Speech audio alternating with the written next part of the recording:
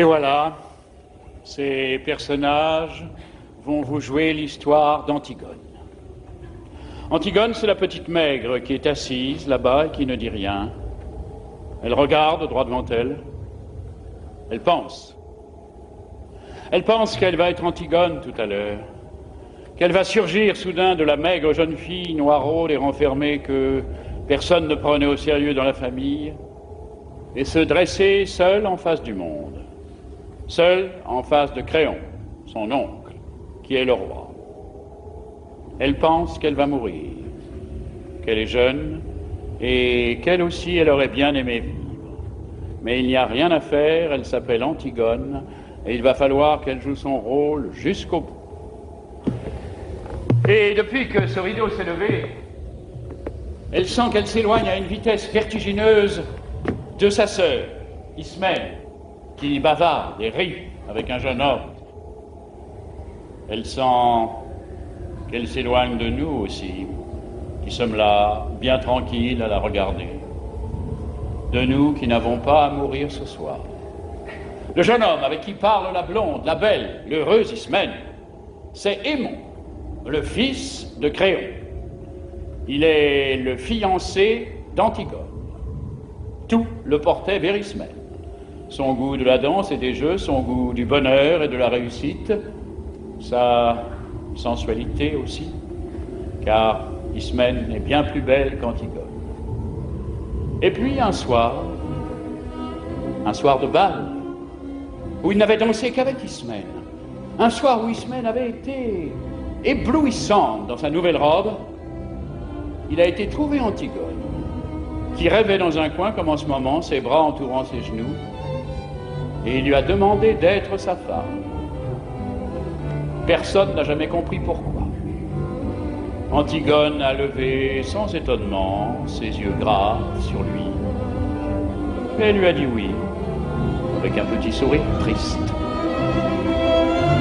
L'orchestre attaquait une nouvelle danse. Ismène riait aux éclats là-bas, au milieu des autres garçons.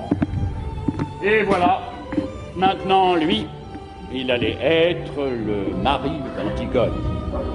Il ne savait pas qu'il ne devait jamais exister de mari d'Antigone sur cette terre et que ce titre princier lui donnait seulement le droit de mourir. Cet homme, robuste, aux cheveux grisonnants, qui médite là, près de son page, c'est Créon, c'est le roi. Il a des rides, il est fatigué, il joue au jeu difficile de conduire les hommes. Avant, du temps d'Édipe, quand il n'était que le premier personnage de la cour, il aimait la musique, les belles reliures, les longues flâneries chez les petits antiquaires de Thèbes. Mais Édipe et ses fils sont morts. Il a laissé ses livres, ses objets, il a retroussé ses manches et il a pris leur place. Alors quelquefois, le soir, il est fatigué. Et il se demande s'il n'est pas vain de conduire les hommes, si ce n'est pas un office sordide qu'on doit laisser à d'autres, plus fruste. Et puis, au matin, des problèmes précis se posent qu'il faut résoudre, et il se lève, tranquille, comme un ouvrier au seuil de sa journée. Créon est seul avec son petit page, qui est trop petit, et qui ne peut rien non plus pour lui. Ce garçon là-bas au fond, qui rêve, adossé au mur, solitaire, c'est le messager. C'est lui qui viendra annoncer la mort d'Aimon tout à l'heure. C'est pour cela qu'il n'a pas envie de bavarder ni de se mêler aux autres. Il sait déjà. Enfin, ces trois hommes qui jouent, ce sont les gardes. Ce ne sont pas de mauvais bougres, ils ont des femmes, des enfants et des petits ennuis comme tout le monde. Mais ils vous emploieront les accusés le plus tranquillement du monde tout à l'heure. Ils sont dépourvus de toute imagination. Ce sont les auxiliaires, toujours innocents et toujours satisfaits d'eux-mêmes, de la justice, pour le moment, jusqu'à ce qu'un nouveau chef de Thèbes, dûment mandaté, leur ordonne de l'arrêter à son tour. Ce sont les auxiliaires de la justice de Créon. Et maintenant que vous les connaissez tous, Ils vont pouvoir vous jouer leur histoire.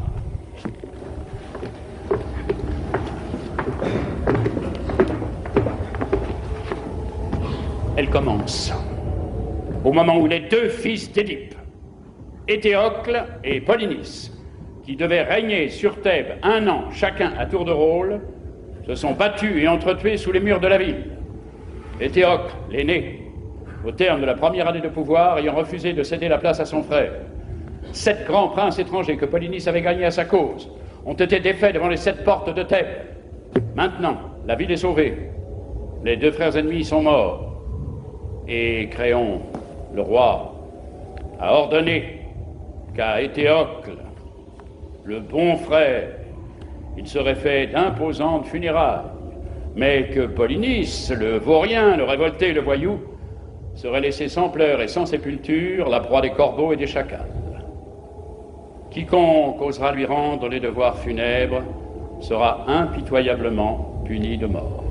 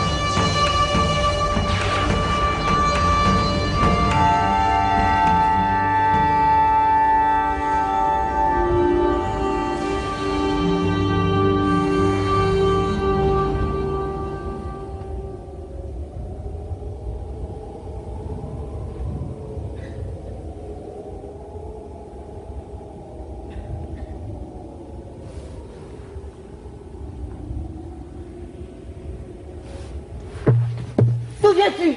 Chut. De me promener. Nourrice, c'était beau. Tout était gris. Maintenant, tu ne peux pas savoir, tout est déjà rose, jaune, vert. C'est devenu une carte postale. Il faut te lever plus tôt, Nourrice, si tu veux voir un monde sans couleur. Je me lève quand il fait encore noir. Je vais à ta chambre pour voir si tu ne t'es pas découverte en dormant. Et je ne te trouve plus dans ton lit. Le jardin dormait encore, je l'ai surpris, Nourrice. Je l'ai vu sans qu'il s'en doute. C'est beau, un jardin qui ne pense pas encore aux hommes. Tu es sortie. J'étais à la porte du fond, tu l'avais laissé entrebâillée. Dans les champs, c'était tout mouillé. Et cela attendait. Tout attendait. Je faisais un bruit énorme toute seule sur la route. Et j'étais gênée parce que je savais bien que c'était pas moi qu'on attendait. Alors j'ai enlevé mes sandales et je me suis glissée dans la campagne sans qu'elle s'en aperçoive. Il va falloir te laver les pieds avant de te remettre au lit. Je ne me recoucherai pas ce matin. À 4 heures. Il n'était pas 4 heures. Je me lève pour voir si elle n'était pas découverte. Je trouve son lit froid et personne dedans. Tu crois que si on se levait comme ça, tous les matins, ce serait tous les matins aussi beau, Nourrice, d'être la première fille dehors? La nuit. C'était la nuit. Et tu veux me faire croire que tu as été te promener? Menteuse. D'où viens-tu? C'est vrai, c'était encore la nuit. Et il n'y avait que moi, dans toute la campagne, à penser que c'était le matin. C'est merveilleux, Nourrice. J'ai cru au jour la première, aujourd'hui. C'est la folle. C'est la folle. Je la connais, la chanson. J'étais fille avant toi. Et pas commode non plus.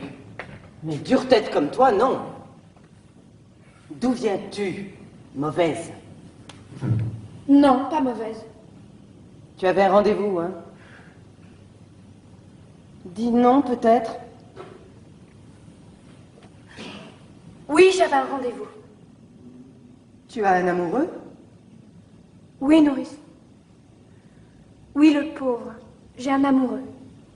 Oh, c'est du joli, c'est du propre. Toi, la fille d'un roi. Donnez-vous du mal. Donnez-vous du mal pour les élever, elles sont toutes les mêmes. Tu n'étais pourtant pas comme les autres, toi. À t'attifer toujours devant la glace, à te mettre du rouge aux lèvres, à chercher à se contre-remarque. Qui est-ce? Un voyou, hein, peut-être. Un garçon que tu ne peux pas dire à ta famille. Voilà, c'est lui que j'aime, je veux l'épouser. C'est ça. Hein? C'est ça? Réponds donc, fanfaronne. Oui, nourrice. Et elle dit oui. Miséricorde. Je l'ai eue toute gamine. J'ai promis à sa pauvre mère que j'en ferais une honnête fille. Et voilà. Oh, mais ça ne va pas se passer comme ça, ma petite. Je ne suis que ta nourrice. Et tu me traites comme une vieille bête, bon. Mais ton oncle Créon saura, je te le promets. Oui, nourrice. Mon oncle Créon saura. Laisse-moi maintenant. Et tu verras ce qu'il dira quand il apprendra que tu te lèves la nuit. Et Aimon? Et ton fiancé? Car elle est fiancée. Elle est fiancée et à 4 heures du matin, elle quitte son lit pour aller courir avec un autre. Et ça vous répond qu'on la laisse. Ça voudrait qu'on ne dise rien. Mais tu sais ce que je devrais faire? Te battre, comme lorsque tu étais petite. Nounou, tu ne devrais pas trop crier. Tu ne devrais pas être trop méchante ce matin. Pas crier. Je ne dois pas crier par-dessus le marché. Moi qui avais promis à ta mère. Qu'est-ce qu'elle me dirait, ta mère, si elle était là? Une vieille bête. Oui.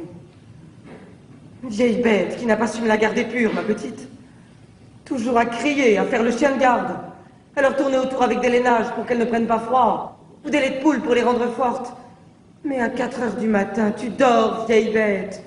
Tu dors, toi qui ne peux pas fermer l'œil. Et tu les laisses filer, marmotte.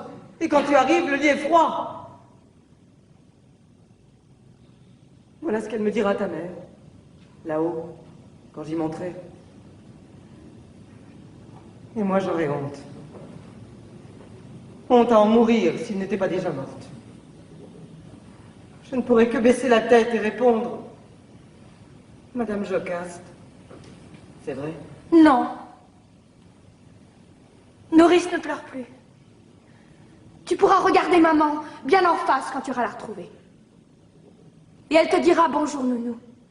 Merci pour la petite Antigone. Tu as bien pris soin d'elle. Elle sait pourquoi je suis sortie ce matin. Tu n'as pas d'amoureux? Non, nounou. Tu te moques de moi alors? Oh, tu vois, je suis trop vieille. Tu étais ma préférée, malgré ton sale caractère. Ta sœur était plus douce. Je croyais que c'était toi qui m'aimais. Si tu m'aimais, tu m'aurais dit la vérité. Pourquoi ton lit était-il froid quand je suis venue te border? Nounou, je suis pure. Je n'ai pas d'autre amoureux qu'Aimon, mon fiancé, je te le jure.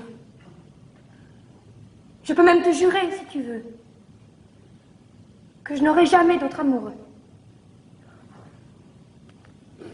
Garde tes larmes. Garde tes larmes. Tu en auras peut-être besoin encore, nounou. Et quand tu pleures comme cela, je redeviens petite. Et il ne faut pas que je sois petite ce matin. Tu es déjà levée? Je viens de ta chambre. Oui, je suis déjà levée. Oh, toutes les deux alors. Toutes les deux, vous allez devenir folle et vous lever avant les servantes. Vous croyez que c'est bon d'être debout le matin, à jeun? Que c'est convenable pour des princesses? Oh, vous n'êtes seulement pas couverte. Oh, non. Vous allez voir que vous allez encore me prendre mal. Laisse-nous, nourrice. Il ne fait pas froid, je t'assure, c'est déjà l'été. Va nous faire du café.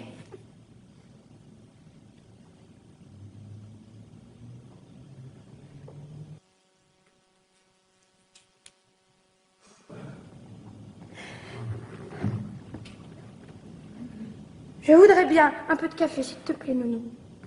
Cela me ferait du bien. Ma colombe, la tête lui tourne d'être sans rien. Et je suis là, comme une idiote, au lieu de lui donner quelque chose de chaud. Tu es malade? Ce n'est rien, un peu de fatigue. C'est parce que je me suis levée tôt. Moi non plus, je n'ai pas dormi. Il faut que tu dormes, tu serais moins belle demain. Ne te moque pas. Je ne me moque pas. Cela me rassure ce matin que tu sois belle. Quand j'étais petite, j'étais si malheureuse, tu te souviens? Je te barbouillais de terre. Je te mettais des vers dans le cou.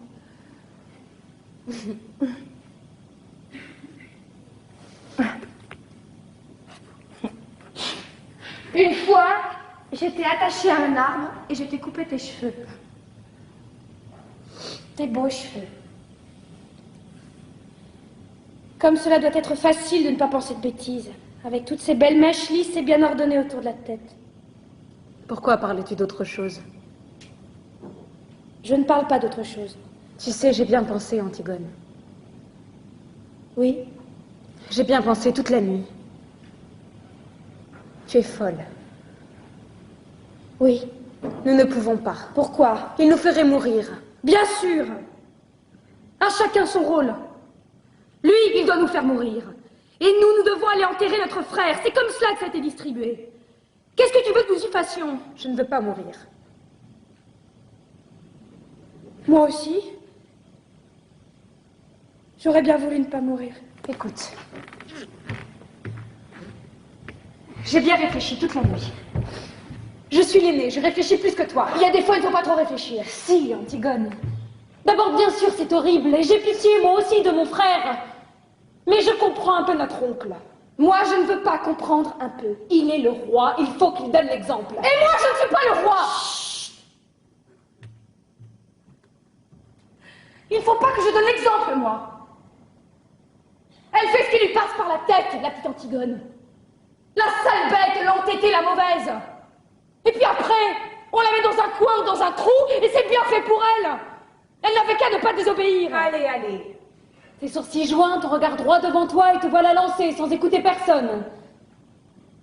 Écoute-moi, j'ai raison plus souvent que toi. Je ne veux pas avoir raison. Essaie de comprendre au moins. Comprendre. Vous n'avez que ce mot-là dans la bouche, tous. Depuis que je suis toute petite. Il fallait comprendre qu'on ne peut pas toucher à l'eau. À la belle et fuyante eau froide parce que cela mouille les dalles. À la terre parce que ça tache les robes. Il fallait comprendre qu'on ne doit pas manger tout à la fois. Donner tout ce qu'on a dans ses poches aux mendiants qu'on rencontre. Courir. Courir dans le vent jusqu'à ce qu'on tombe par terre et boire quand on a chaud. Et se baigner quand il est trop tôt ou trop tard. Mais pas juste quand on en a envie. Comprendre. Toujours comprendre. Mais moi, je ne veux pas comprendre. Je comprendrai quand je serai vieille. Si je deviens vieille, pas maintenant. Il est plus fort que nous, Antigone. Il est le roi. Et ils pensent tous comme lui dans la ville. Ils sont des milliers et des milliers autour de nous. Grouillant dans toutes les rues de Thèbes. Je ne t'écoute pas. Ils nous hueront. Ils nous prendront avec leurs 1000 bras, leurs 1000 visages et leur unique regard. Ils nous cracheront à la figure. Et il faudra avancer dans leur haine, sur la charrette, avec leur odeur et leur rire, jusqu'au supplice. Et souffrir? Il faudra souffrir. Sentir que la douleur monte, qu'elle est arrivée au point où on ne peut plus la supporter, qu'il faudrait qu'elle s'arrête, mais qu'elle continue pourtant et monte encore, comme une voix aiguë. Oh, je ne peux pas. Je ne peux pas. Comme tu as bien tout pensé.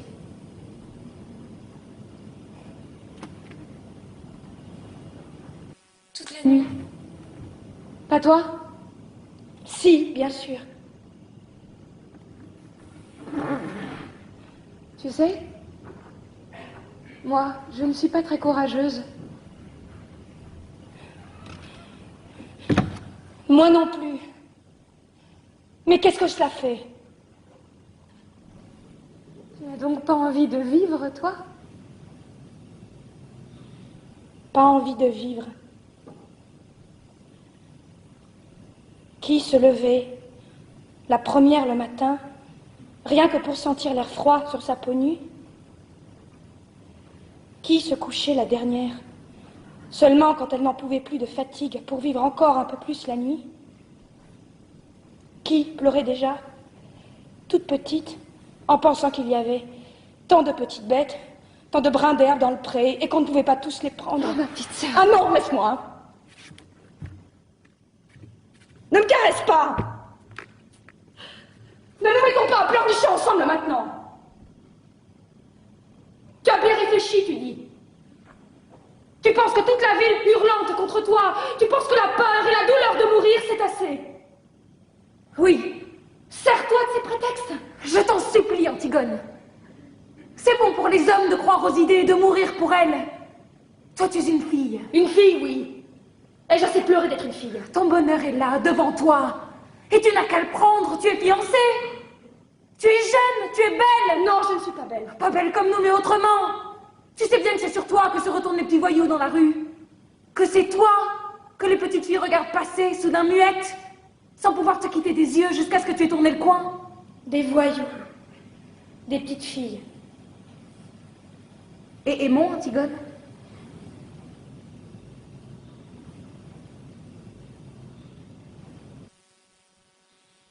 Je parlerai tout à l'heure à Aimon.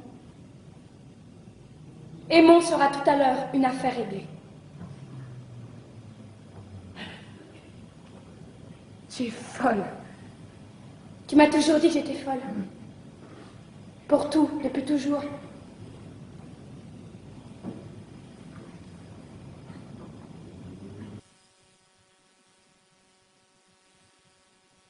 Va te recoucher, Ismène.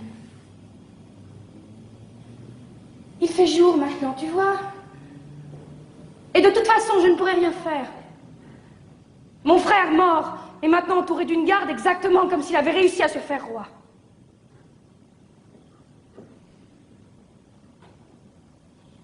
Va te recoucher. Tu es toute pâle de fatigue, et toi? Je n'ai pas envie de dormir. Mais je te promets que je ne bougerai pas d'ici avant ton réveil. Nourrice va m'apporter à manger. Va dormir encore.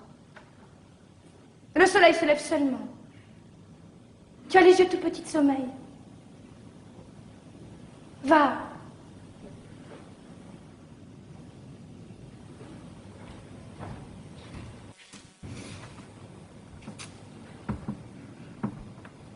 Je te convaincrai, n'est-ce pas?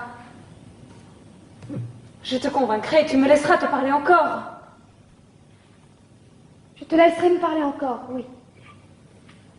Je vous laisserai tous me parler. Va dormir maintenant, je t'en prie.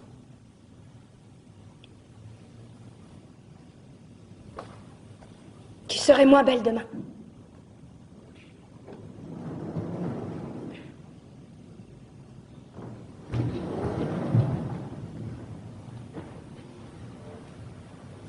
Pauvre Ismène. Tiens, te voilà un bon café et des tartines, mon pigeon. Mange. Je n'ai pas très faim, Nourrice. Je te les ai grillés moi-même. Et beurrés comme tu les aimes. Tu es gentille, Nounou. Je vais seulement boire un peu. Où as-tu mal?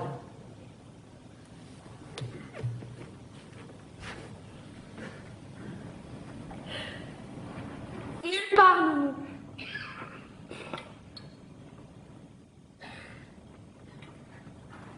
Mais fais-moi tout de même bien chaud. Comme lorsque j'étais malade.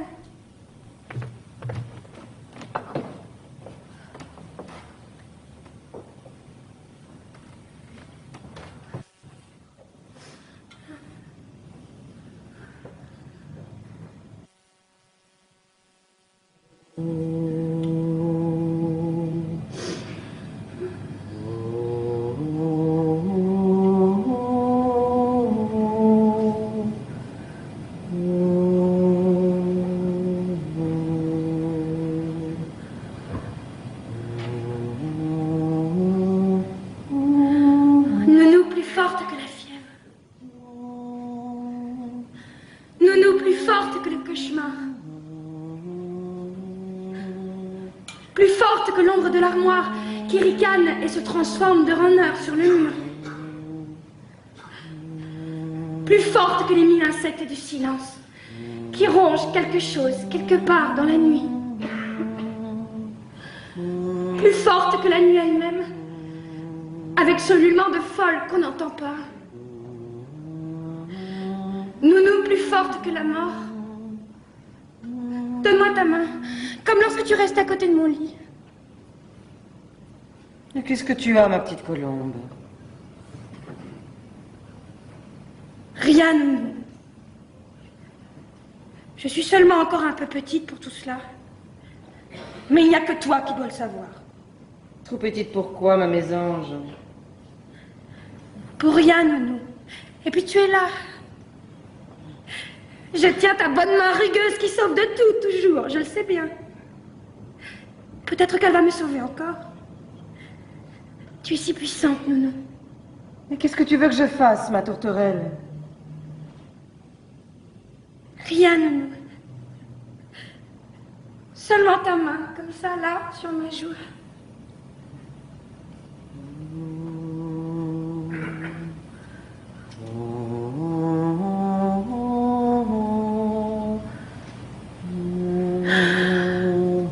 Voilà, je n'ai plus peur. Ni du méchant ogre, ni du marchand de sable. Ni de Taou-Taou qui passe et emmène les enfants.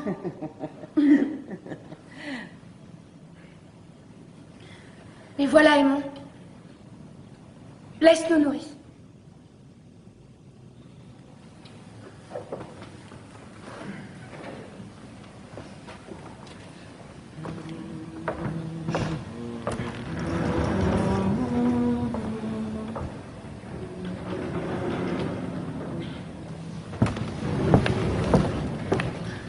Pardon, Aimon. Pour notre dispute d'hier soir et pour tout, c'est moi qui avais tort. Je te prie de me pardonner. Tu sais bien que je t'avais pardonné à peine avais-tu claqué la porte. Ton parfum était encore là et je t'avais déjà pardonné. À qui l'avais-tu volé ce parfum? À Ismaël. Et le rouge à lèvres, la poudre, la belle robe? Aussi. En quel honneur t'étais-tu faite si belle? Je te le dirai.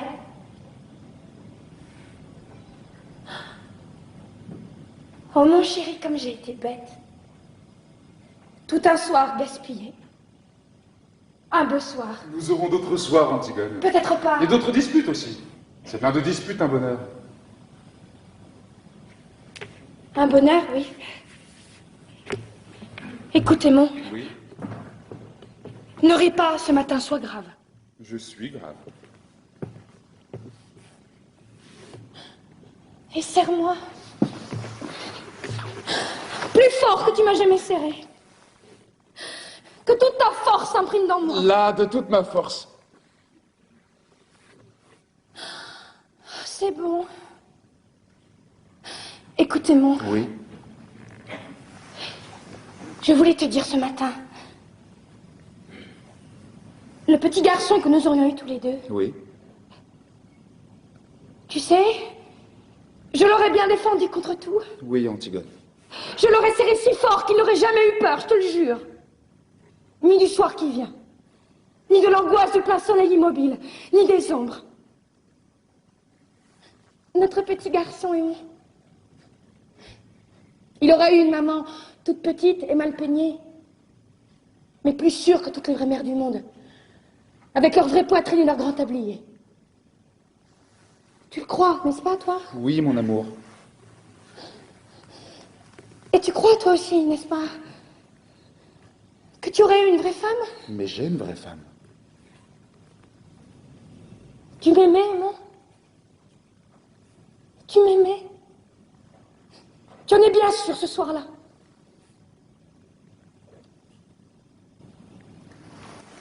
Quel soir? Tu es sûr qu'à ce bal où tu es dû me chercher dans mon coin, tu t'es pas trompé de jeune fille? Tu es sûr que tu n'as jamais regretté depuis?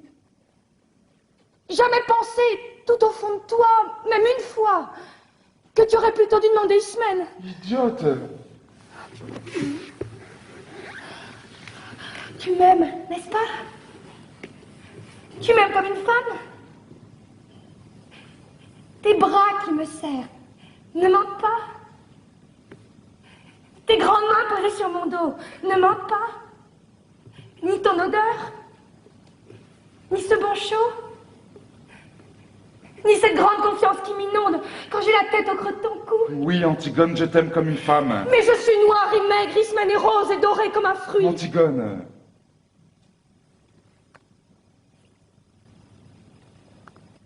Je suis rouge de honte. Mais il faut que je sache ce matin. Dis la vérité, je t'en prie. Quand tu penses que je serai à toi, est-ce que tu sens, au milieu de toi, comme un grand trou qui se creuse, comme quelque chose qui meurt? Oui, Antigone.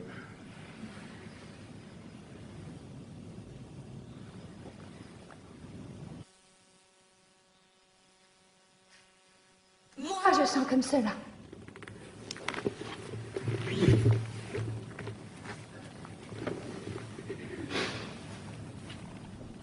Et je voulais te dire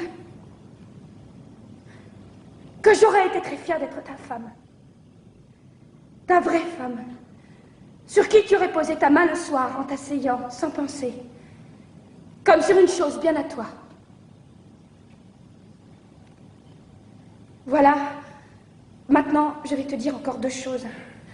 Et quand je te les aurai dites, il faudra que tu sortes sans me questionner. Même si elles te paraissent extraordinaires, même si elles te font de la peine. Jure-le-moi. Qu'est-ce que tu vas me dire encore? Non, jure-moi d'abord que tu sortiras sans rien me dire, sans même me regarder. Si tu m'aimes, jure-le-moi.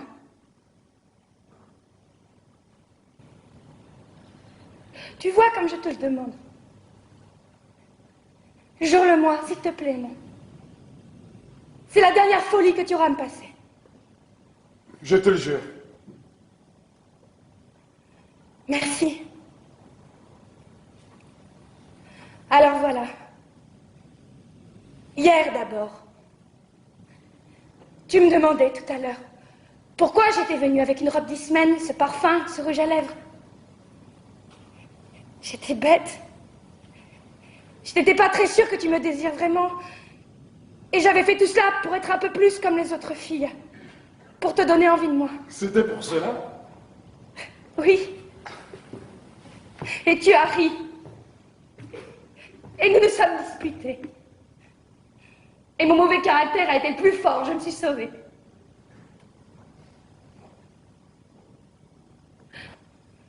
Mais j'étais venue chez toi pour que tu me prennes hier soir. Pour que je sois ta femme avant. Tu m'as juré de ne pas me demander pourquoi tu m'as juré. Je t'en supplie. D'ailleurs, je vais te dire, je voulais être ta femme quand même. Parce que je t'aime comme cela, moi. sors et que je vais te faire de la peine.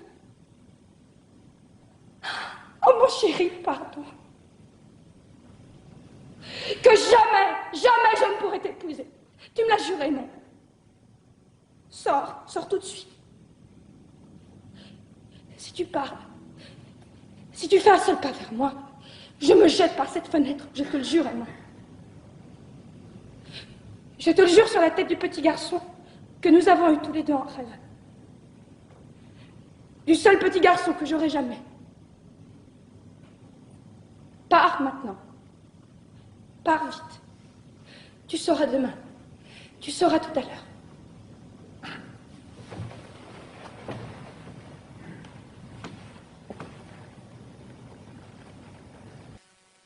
Pars, s'il te plaît, mon. C'est tout ce que tu peux faire encore pour moi, si tu m'aimes.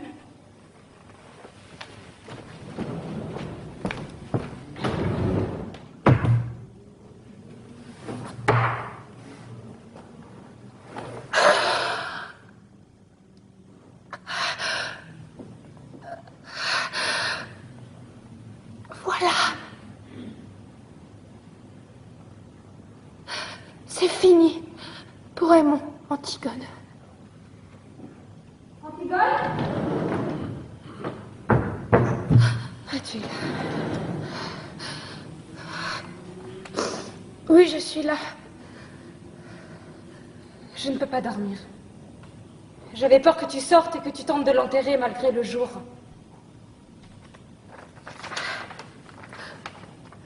Antigone, ma petite sœur, nous sommes tous là, autour de toi. Aimons-nous, nous et moi. Nous t'aimons et nous sommes vivants, nous. Nous avons besoin de toi. Polynice est mort et il ne t'aimait pas. Il a toujours été un étranger pour nous. Un mauvais frère. Oublie-le, Antigone, comme il nous avait oubliés. Laisse son ombre dure errer éternellement sans sépulture, puisque c'est la loi de Créon. Ne tente pas ce qui est au-dessus de tes forces. Tu braves tout, toujours. Mais tu es toute petite, Antigone. N'y va pas cette nuit. Reste avec nous. Je t'en supplie.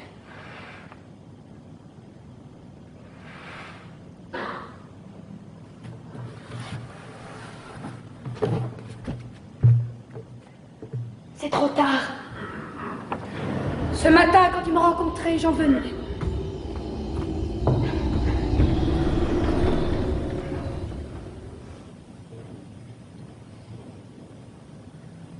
Antigone.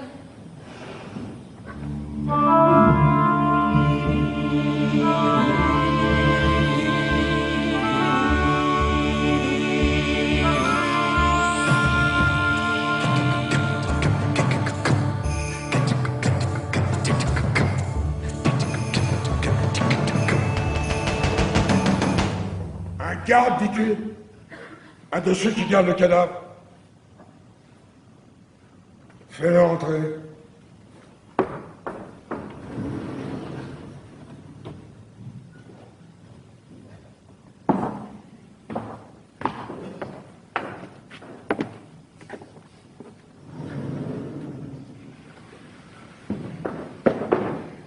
Garde Jonas de la 2e compagnie.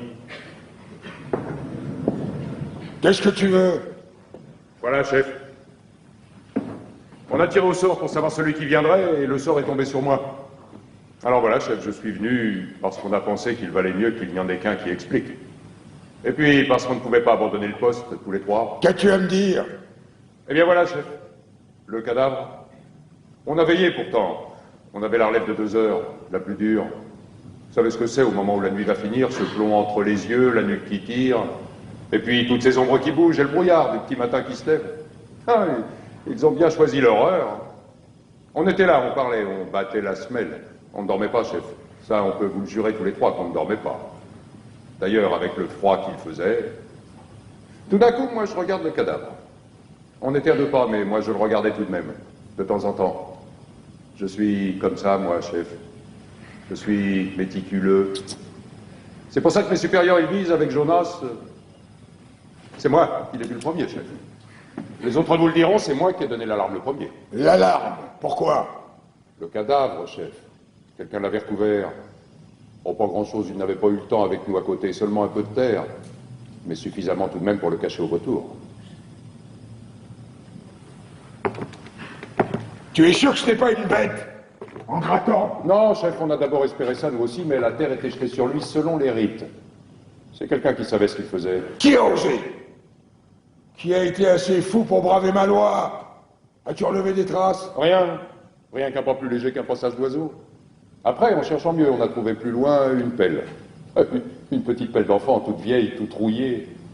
On a pensé que ça ne pouvait pas être un enfant qui avait fait le coup. Un enfant? L'opposition. Brisée qui sourd et mine déjà partout. Les amis de Polynice avec Laurent bloqués dans Thèbes. Les chefs de la plèbe soudainement alliés au prince.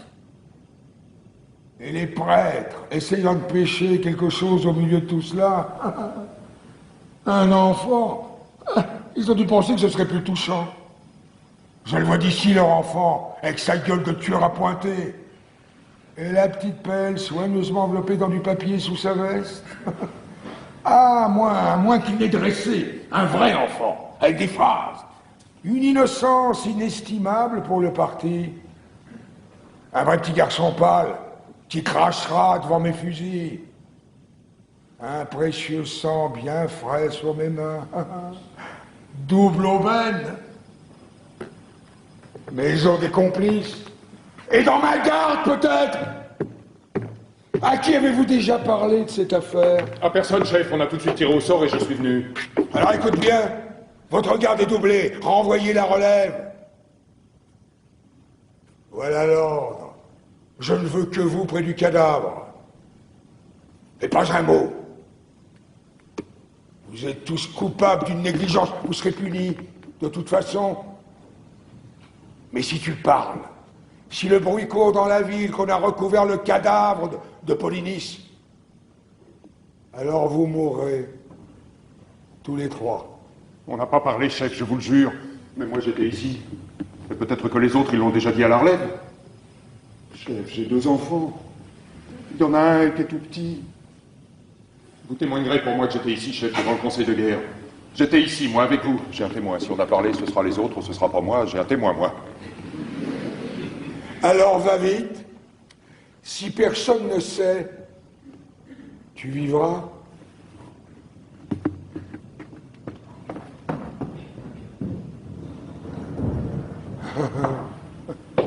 Un enfant.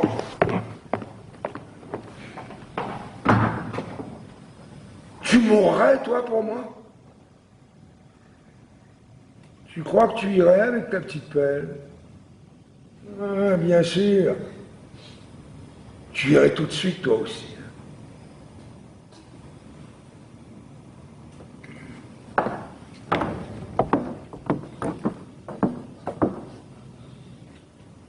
Un enfant.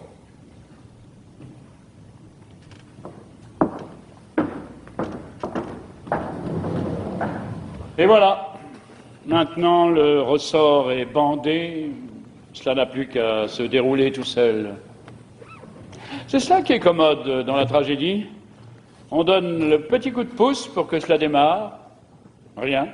Un regard pendant une seconde à une fille qui passe et lève les bras dans la rue.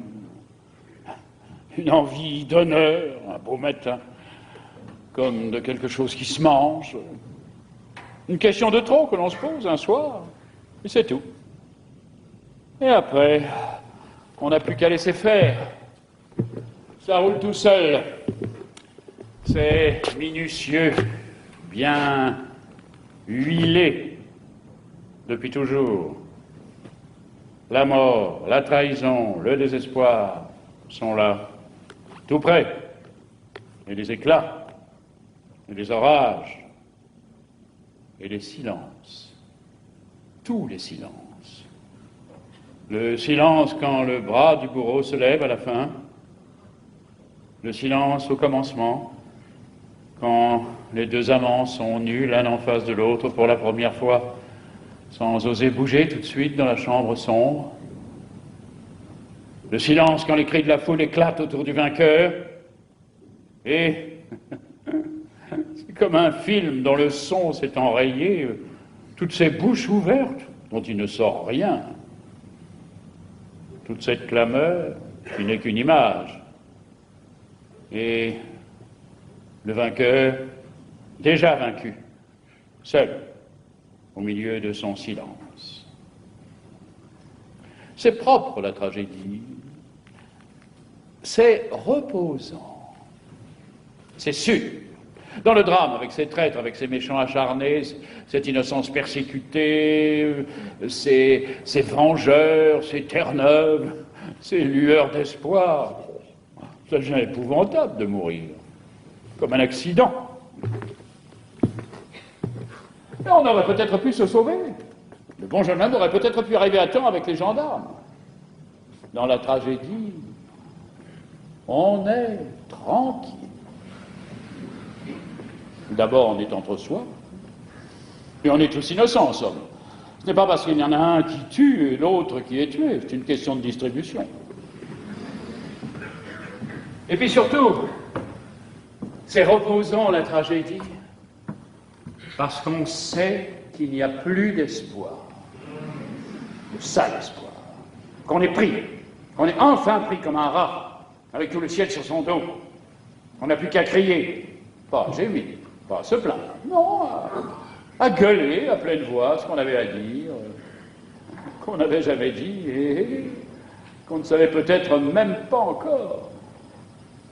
Et pour rien, pour se le dire à soi, pour l'apprendre soi. Dans le drame, on se débat parce qu'on espère en sortir, c'est ignoble, c'est utilitaire. Là, c'est gratuit. C'est pour les rois. Il n'y a plus rien à tenter. Enfin. Alors voilà, cela commence. La petite Antigone est prise. La petite Antigone va pouvoir être elle-même pour la première fois. Allez, allez, pas d'histoire. Je vous expliquerai devant le chef. Moi, je ne connais que la consigne. Ce que vous aviez à faire là, je ne veux pas le savoir. Tout le monde a des excuses. Tout le monde a quelque chose à objecter. S'il fallait écouter les gens, s'il fallait essayer de comprendre, hein, on serait pas en train. Allez, allez, tenez-la vous autres. Et pas d'histoire. Moi, ce qu'elle a à dire, je ne veux pas le savoir. Dis-leur de me lâcher, avec leurs sales mains, ils font mal. Leurs sales mains. Vous pourriez être poli, mademoiselle. Moi, je suis poli.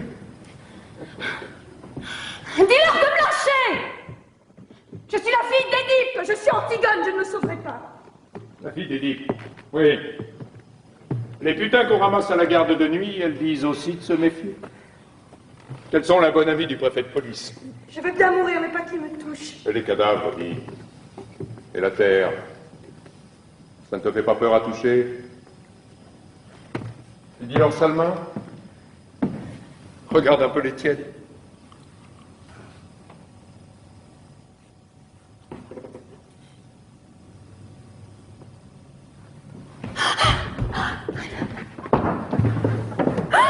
On t'avait pris cet appel? Il a fallu que tu en fasses avec tes ongles la deuxième fois. Ah, cette audace. Je tourne le dos une seconde, je te demande une chic, allez, le temps de me la caler dans la joue, le temps de dire merci. Elle était là, à gratter comme une petite hyène. Et en plein jour.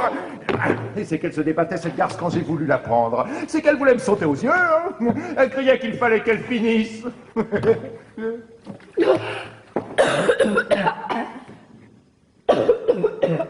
C'est une folle, oui.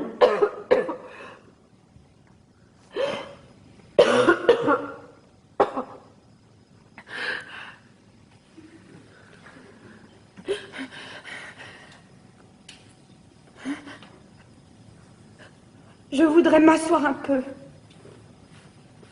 S'il vous plaît. C'est bon qu'elle s'asseye. Mais n'en lâchez pas, vous autres.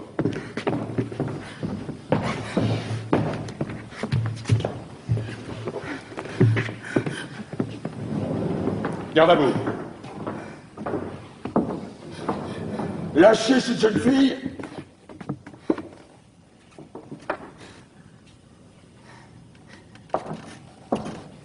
Qu'est-ce que c'est? C'est le piquet de garde, chef. On est venu avec les camarades. Qui garde le corps? On a appelé la relève, chef. Je t'avais dit de la renvoyer. Je t'avais dit de ne rien dire. On n'a rien dit, chef. Mais comme on a arrêté celle-là, on a pensé qu'il fallait qu'on vienne. Et cette fois, on n'a pas tiré au sort. On est venus tous les trois. Imbécile.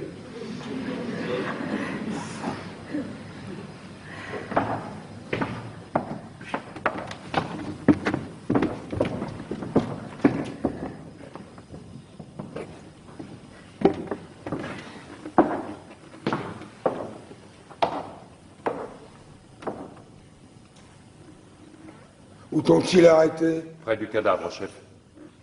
Qu'allais-tu faire près du cadavre de ton frère? Tu savais que j'avais interdit de l'approcher? Ce qu'elle faisait, chef, c'est pour ça qu'on vous l'amène. Elle grattait la terre avec ses mains. Elle était en train de le recouvrir, encore une fois. Sais-tu bien ce que t'es en train de dire, toi? Chef, vous pouvez demander aux autres. On avait dégagé le corps à mon retour. Mais avec le soleil qui chauffait, comme il commençait à sentir, on s'était mis sur une petite hauteur, pas loin, pour être dans le vent. On se disait qu'en plein jour, on ne risquait rien. Pourtant, pour être plus sûr, on avait décidé qu'il y en aurait toujours un de nous trois qui le regarderait. Mais à midi, en plein soleil, et puis avec l'odeur qui montait depuis que le vent était tombé, c'était comme un coup de massue. J'avais beau écarquiller les yeux, ça tremblait comme de la gélatine. Je ne voyais plus. Je vais au camarade lui demander une chic pour passer ça. Ah, le temps que je me la cale à la joue, chef, le temps que je lui dise merci, je me retourne, elle était là à gratter avec ses mains. En plein jour. Elle devait bien penser qu'on ne pouvait pas ne pas la voir. Et quand elle a vu que je lui courais dessus, vous croyez qu'elle s'est arrêtée, qu'elle a essayé de se sauver peut-être? Non, elle continuait de toutes ses forces, aussi vite qu'elle pouvait, comme si elle ne me voyait pas arriver. Et quand je l'empoignais, elle se débattait comme une diablesse. Elle voulait continuer encore. Elle me criait de la laisser, que le corps n'était pas encore tout à fait couvert. C'est vrai? Oui, c'est vrai. On a découvert le corps comme de juste, et on a passé la relève sans parler de rien. Et on est venu vous l'amener, chef. Voilà. Et cette nuit, la première fois, c'était toi aussi? Oui, c'était moi. Avec une petite pelle de fer qui nous servait à faire des châteaux de sable sur la plage pendant les vacances. C'était justement la pelle de Polynice. Il avait gravé son nom au couteau sur le manche. C'est pour cela que je l'avais laissée près de lui. Mais ils l'ont prise. Alors la seconde fois, j'ai dû recommencer avec mes mains. On aurait dit une petite bête qui grattait. Même qu'au premier coup d'œil, avec l'air chaud qui tremblait, le camarade a dit « Bah non, c'est une bête. Penses-tu » Je lui dis « C'est trop fin pour une bête. C'est une fille. » C'est bien. On vous demandera peut-être un rapport tout à l'heure. Pour le moment, laissez-moi seul avec elle. Petit, conduis ces hommes à côté et qu'ils restent au secret, jusqu'à ce que je revienne les voir.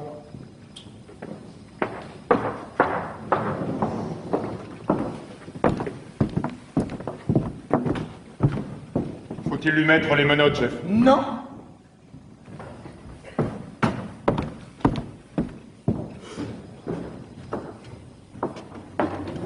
Avais-tu parlé de ton projet à quelqu'un? Non. As-tu rencontré quelqu'un sur ta route? Non, personne. Tu es bien sûr? Oui. Alors écoute-moi bien. Tu vas rentrer chez toi te coucher. Dire que tu es malade, que tu n'es pas sorti depuis hier. Ta nourrice dira comme toi. Je ferai disparaître ces trois hommes. Pourquoi? Puisque vous savez bien que je recommencerai.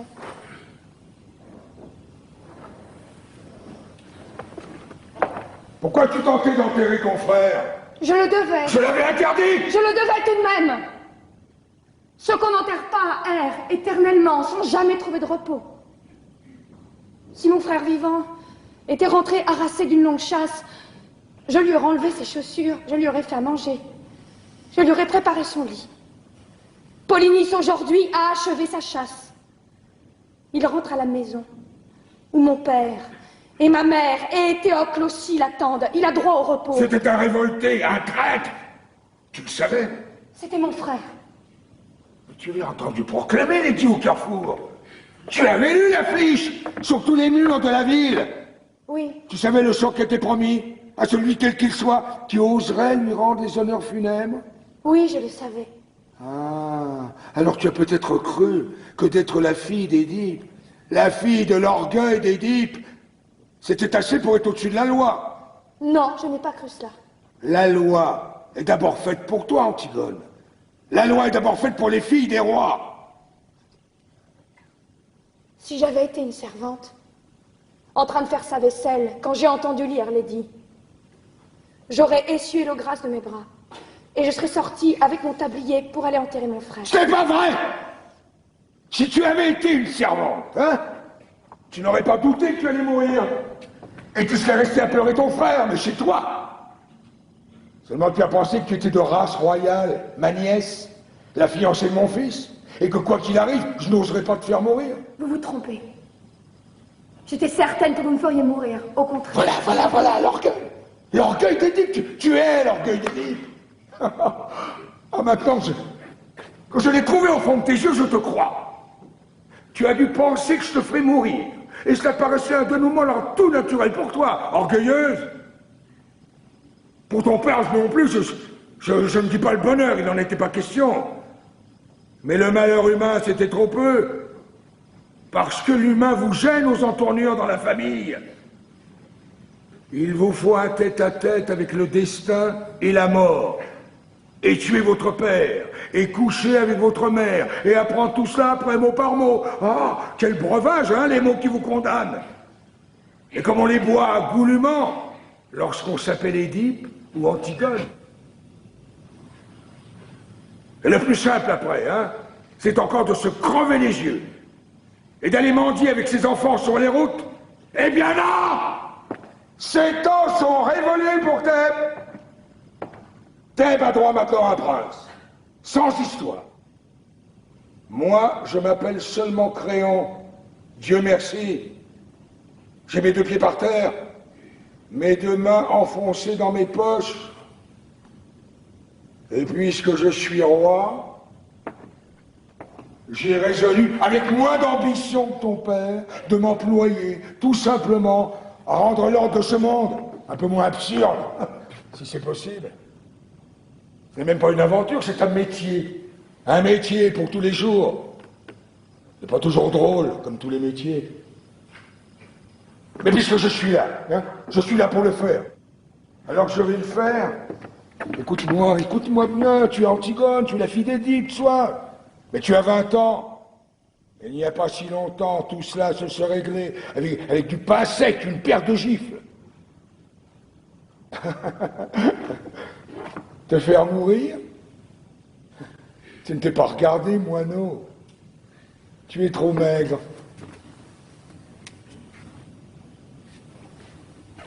Tu vas rentrer chez toi tout de suite, faire ce que je t'ai dit. Te taire. Je me charge du silence des autres.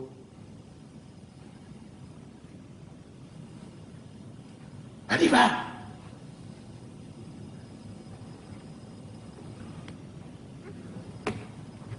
Non! Ne me foudroie pas comme ça du regard. Hein? Tu me prends pour une brute, c'est entendu. Et tu dois penser que décidément, je suis bien prosaïque. Ah. Mais je t'aime. Je t'aime bien tout de même, hein? Malgré ton sale caractère. N'oublie pas que c'est moi qui t'ai fait cadeau de ta première poupée. Hein, il n'y a pas si longtemps. Antigone, c'est par cette porte qu'on regagne ta chambre. Où t'en vas-tu par là?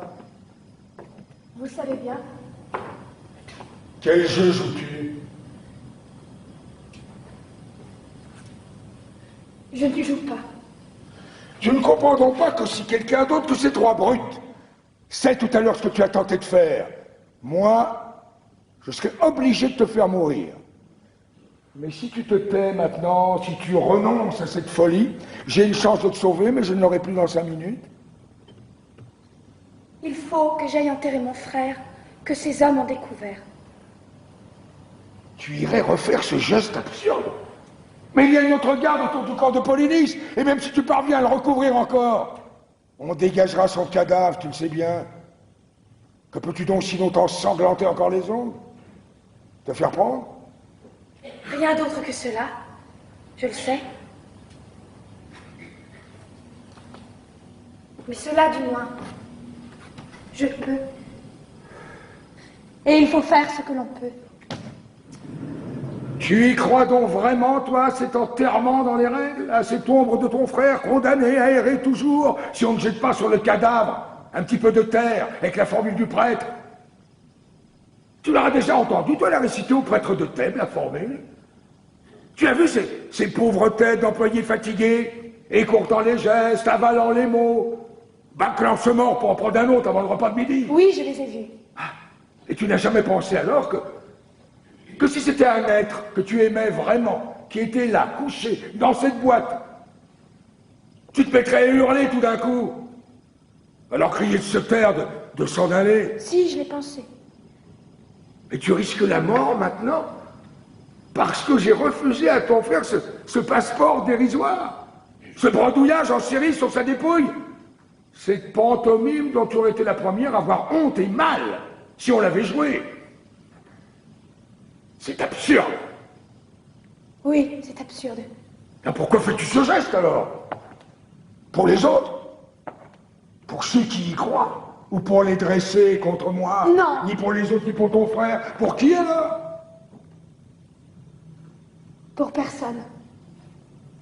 Pour moi. Ah, tu as donc tellement envie de mourir.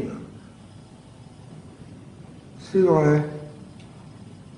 Tu as l'air d'un petit gibier pris. Ne vous attendrissez pas trop sur moi. Faites comme moi, faites ce que vous avez à faire. Mais si vous êtes un être humain, faites-le vite. Voilà tout ce que je vous demande. Je n'aurai pas du courage éternellement, c'est vrai.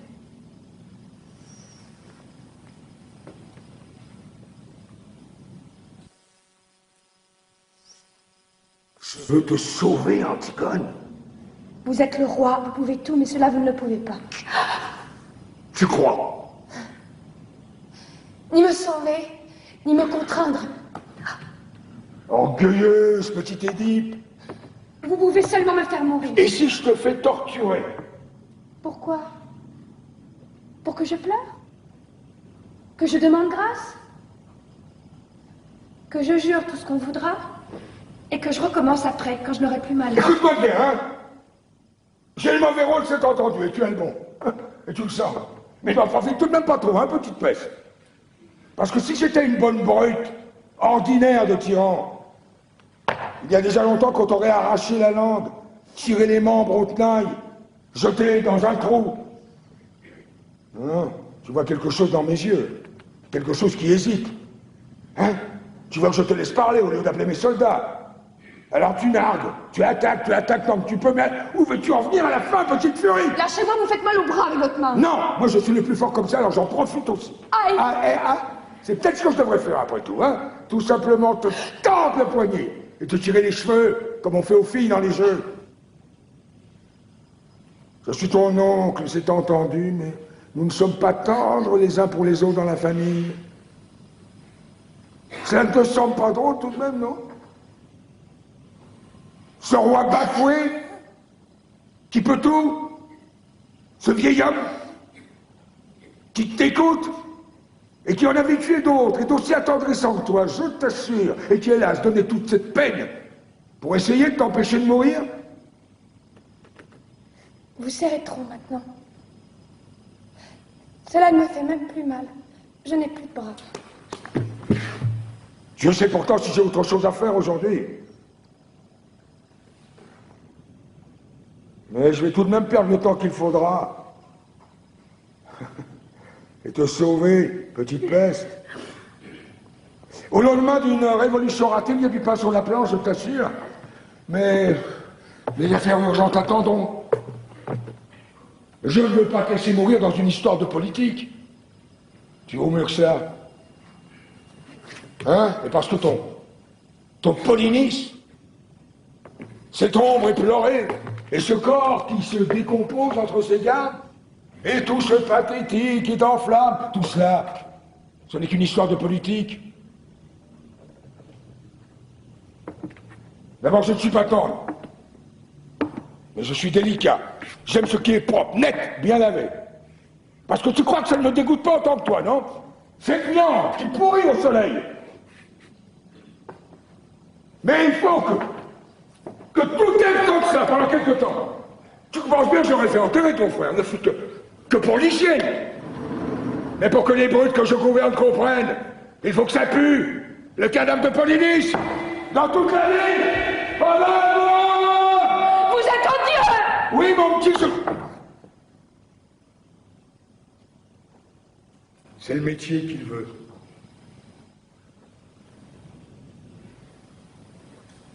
Ce qu'on peut discuter, c'est s'il faut le faire ou ne pas le faire. Mais si on le fait, il faut le faire comme ça.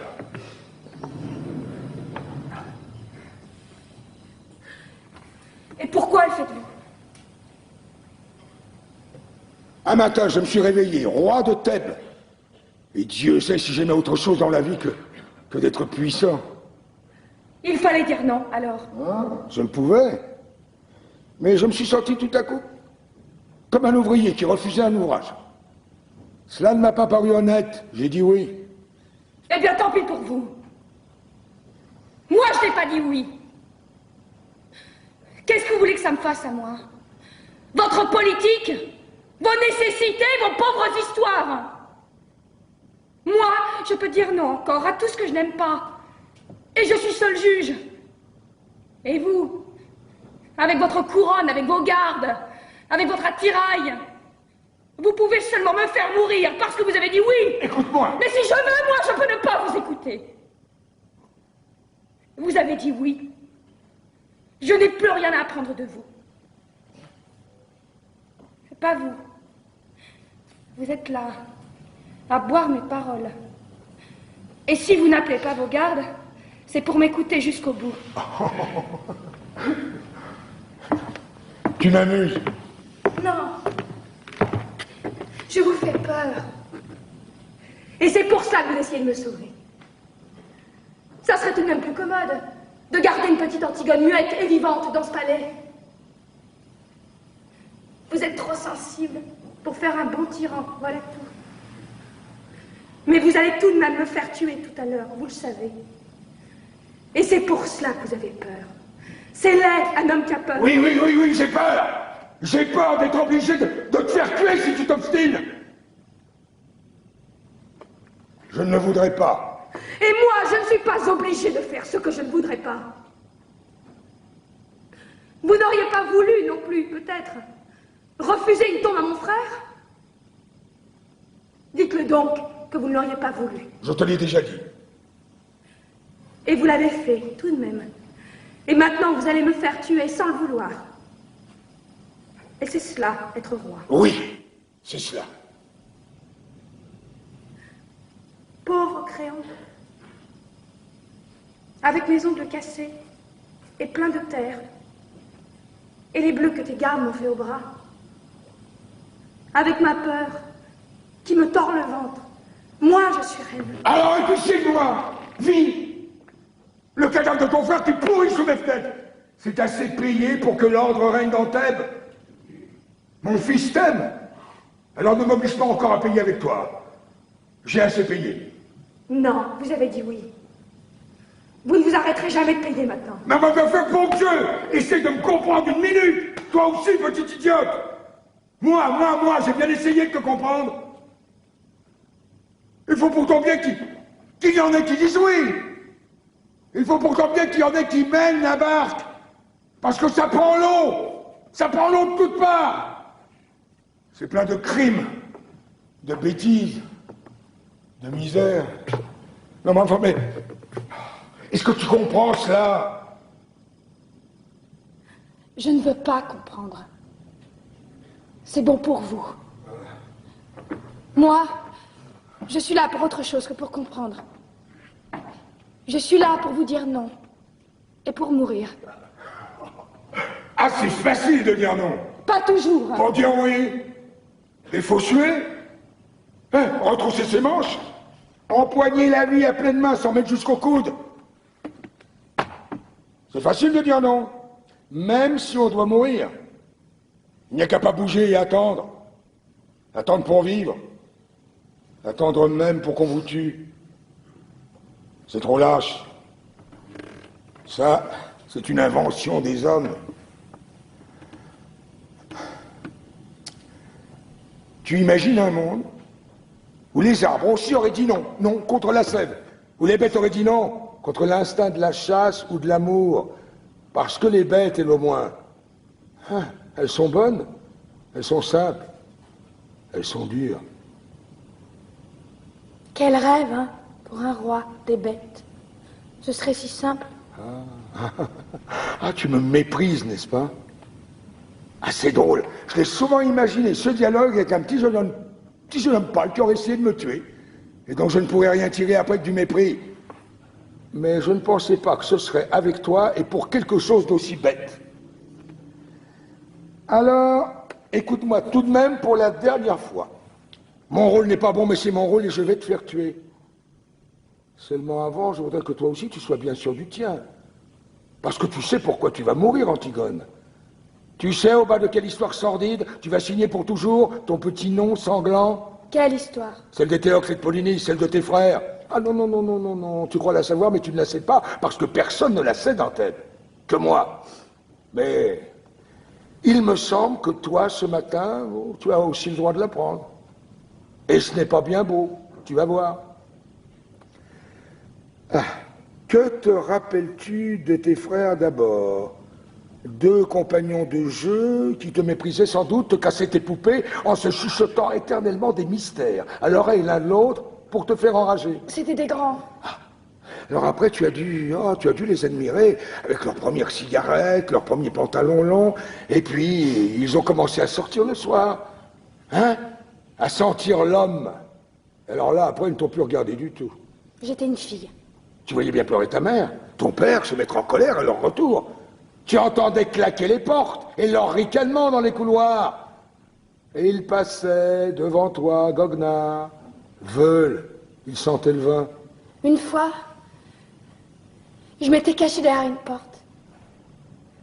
C'était le matin, nous venions de nous lever et eux, ils rentraient. Polynice m'a vu. Il était pâle, les yeux brillants, et si beau dans son vêtement du soir. Il m'a dit, tiens, tu es là, toi. Et il m'a donné une grande fleur de papier qu'il avait rapportée de sa nuit. Ah. Et tu l'as conservée, n'est-ce pas, cette fleur? Et hier, avant de t'en aller, tu as ouvert ton tiroir, tu l'as regardée longtemps, pour te donner du courage.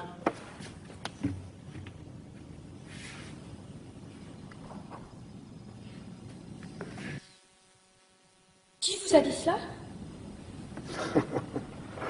Ah, pauvre Antigone avec ta fleur de cotillon. Sais-tu qui était ton frère? Je savais que vous me diriez du mal de lui, en tout cas. Un petit fêtard imbécile, un petit carnassier dur, sans âme, une petite brute, juste bonne à aller plus vite que les autres avec ses voitures, à dépenser plus d'argent dans les bars. Tiens, une fois, j'étais là, ton père venait de lui refuser une grosse somme d'argent qu'il avait perdu au jeu. Il est devenu tout pâle. Il a levé son poing en criant un mot ignoble. C'est pas vrai. Son poing de brûle, t'as tout volé dans le visage de ton père. C'était pitoyable. Ton père était assis à sa table, la tête dans ses mains. Il saignait. Il saignait du nez et il pleurait. Et dans un coin du bureau, Polynice ricanant qui allumait une cigarette. C'est pas vrai.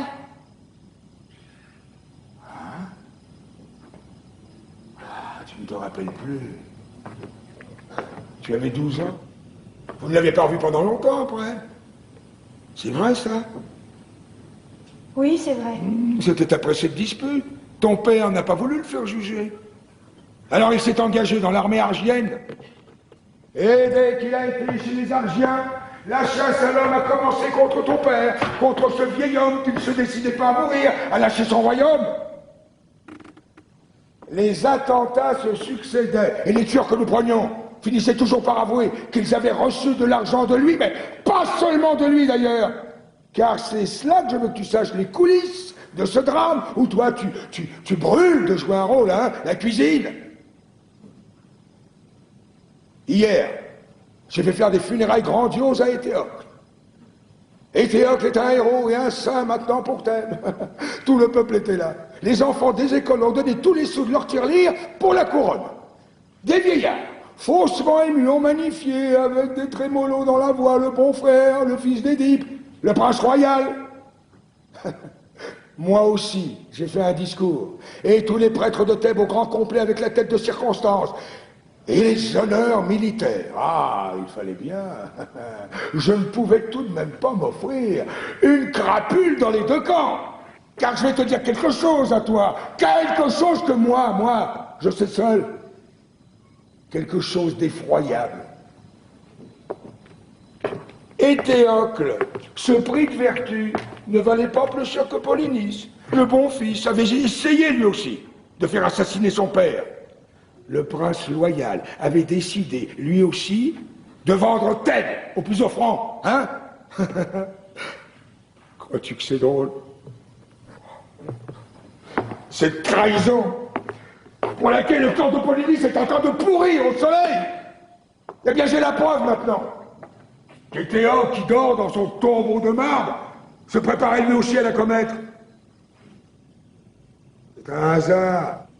Si Polynice a réussi son coup avant lui, nous avions affaire à deux larrons en foire qui se trompaient l'un l'autre en nous trompant, et qui se sont égorgés l'un et l'autre, comme deux petits voyous qu'ils étaient pour un règlement de compte.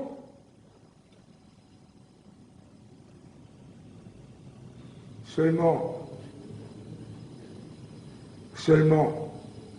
il s'est trouvé que j'ai eu besoin de faire un héros de l'un d'eux.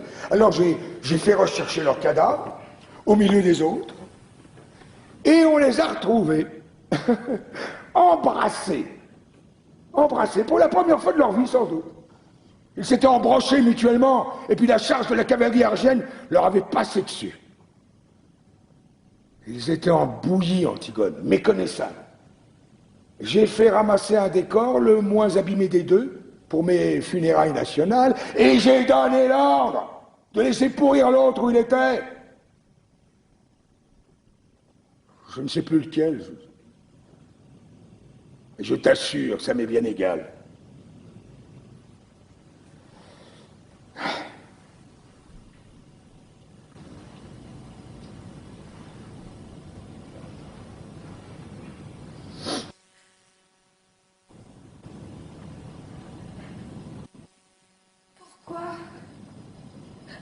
M'avez-vous raconté cela?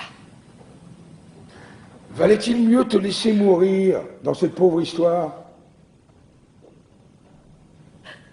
Peut-être. Moi, je croyais. Qu'est-ce que tu vas faire maintenant? Je vais remonter dans ma chambre. Ne reste pas trop seul. Va voir Raymond ce matin. Marie-toi vite. Oui. Hein? Tu as toute ta vie devant toi. Écoute, notre discussion était bien oiseuse, je t'assure. Tu as ce trésor, toi, encore. Oui. Ah oui, et tu allais le gaspiller. Et je te comprends. J'aurais fait comme toi à 20 ans. C'est pour ça que je buvais tes paroles. J'écoutais du fond du temps un petit créon maigre et pâle comme toi, qui ne pensait qu'à tout donner lui aussi. Marie-toi vite, Antigone. Marie-toi vite, sois heureuse. La vie n'est pas ce que tu crois. C'est une eau que les jeunes gens laissent couler sans le savoir entre leurs doigts ouverts. Ferme tes mains vite, retiens-la. Tu verras, ça deviendra quelque chose une petite chose, dure et simple qu'on grignote assis au soleil. Les autres te diront que ce n'est pas vrai parce qu'ils ont besoin de ta force, de ton élan. Alors ne les écoute pas. Ne m'écoute pas lorsque je ferai mon prochain discours devant le tombeau de Théocle parce que ce ne sera pas vrai. Rien n'est vrai que ce qu'on ne dit pas. Tu l'apprendras toi aussi, mais trop tard. La vie, c'est un livre qu'on aime. C'est un enfant qui joue à vos pieds. C'est un outil qu'on tient bien dans sa main. C'est un banc pour se reposer le soir devant sa maison. Tu vas me mépriser encore, mais tu verras. De découvrir cela,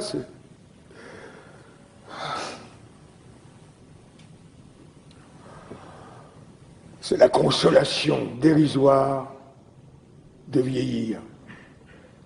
Parce que la vie, ce n'est peut-être tout de même que le bonheur.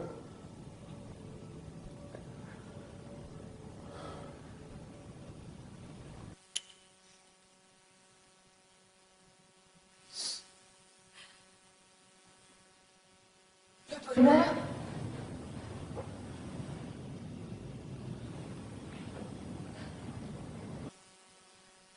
Pauvre mot, hein. Et quel sera-t-il, mon bonheur?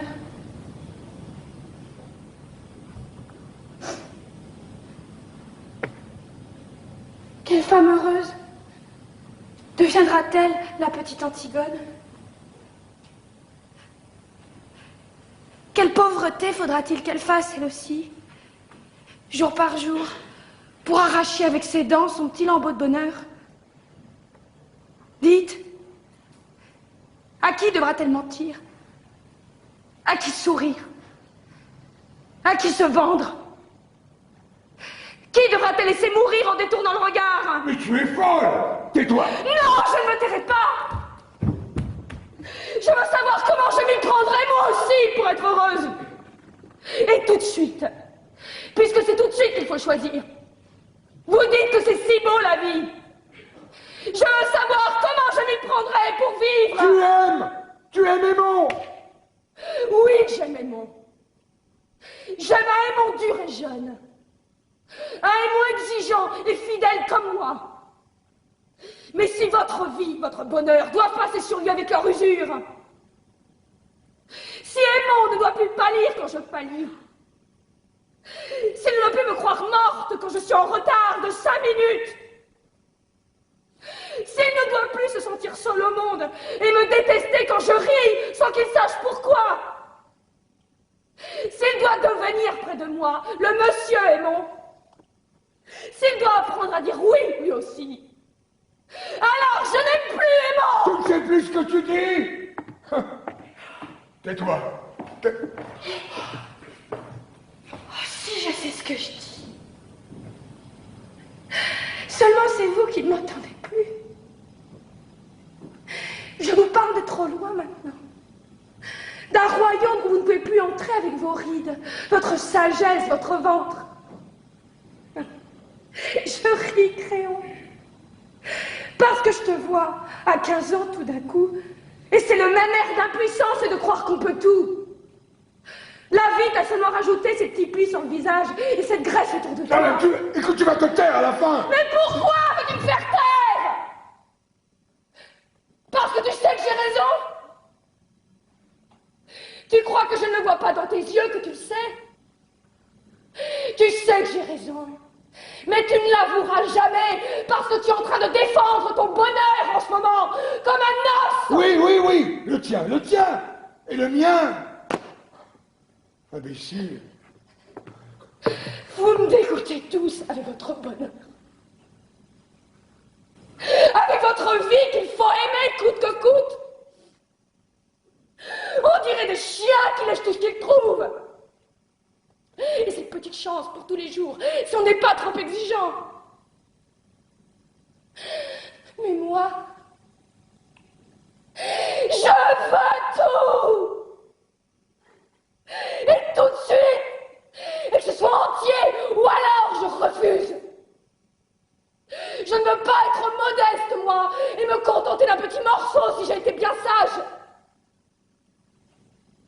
Je veux être sûre de tout, aujourd'hui. Et que ce soit aussi beau que quand j'étais petite, ou mourir. Voilà. Tu commences. Commence comme ton père. Comme mon père. Comme mon père, oui.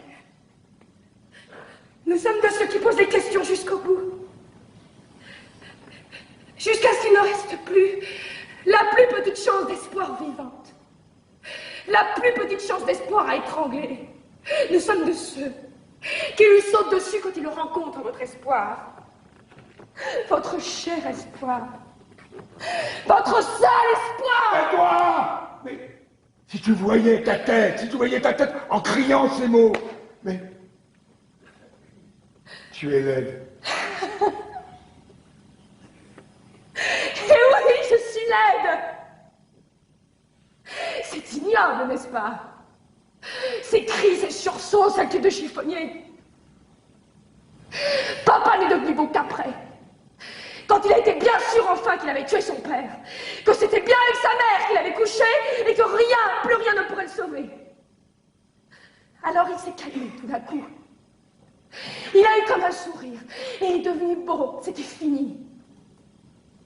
Il n'a plus qu'à fermer les yeux pour ne plus vous voir.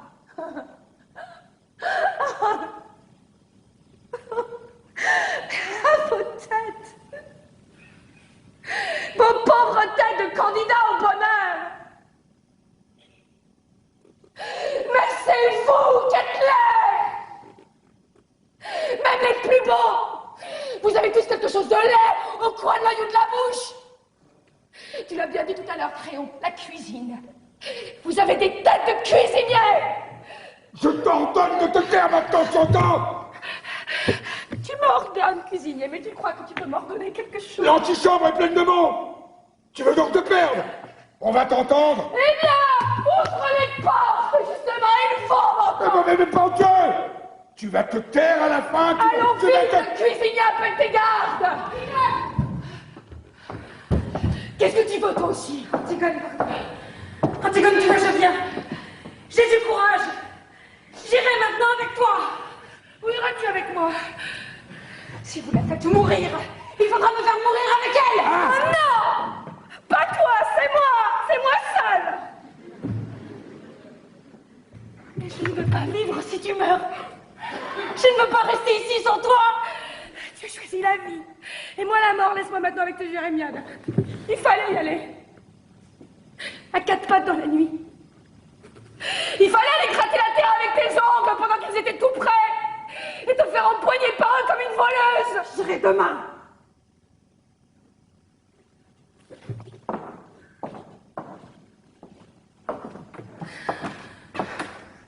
Tu l'entends, Créon? Elle aussi. Qui sait? Si cela ne va pas prendre encore à d'autres en m'écoutant. Mais qu'est-ce que tu attends pour me faire taire? Qu'est-ce que tu attends pour appeler tes gardes? Allons, Créon, un peu de courage! Ça n'est qu'un mauvais moment à passer. Allons vite, cuisinier, puisqu'il le faut. Garde! Emmenez-la! Enfin, Créon. Antigone.